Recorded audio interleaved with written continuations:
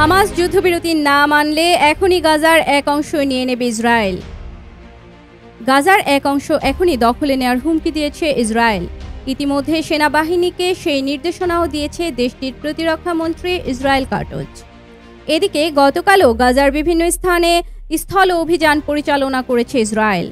অন্যদিকে গোয়েন্দা প্রধানকে বরখাস্ত করার যে সিদ্ধান্ত ইসরায়েলের প্রধানমন্ত্রী নেতানিয়াহু নিয়েছিলেন, সেই সিদ্ধান্ত আদালতে আটকে গেছে।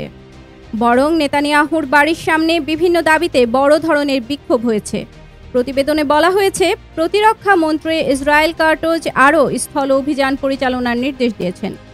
তিনি হুমকি দিয়েছেন, হামাস যদি যুদ্ধবিরতির চুক্তি না মানে এবং জিম্মিদের মুক্তি না দেয়, তাহলে এখনই এক অংশ দখল করে নেবেন তারা। বার্তা সংস্থা এএফপি জানিয়েছে যে প্রতিরক্ষা মন্ত্রী হুঁশিয়ারি দিয়েছেন, হামাস জিম্মিদের মুক্তি দিতে যত বেশি দেরি করবে, আমরা তত বেশি গাজার ভূখণ্ড দখলে নেব। গতকালও গাজায় হামলা চালিয়েছে নেতানিয়াহুর বাহিনী। এতে নিহতের সংখ্যা প্রায় 600 জনে পৌঁছেছে।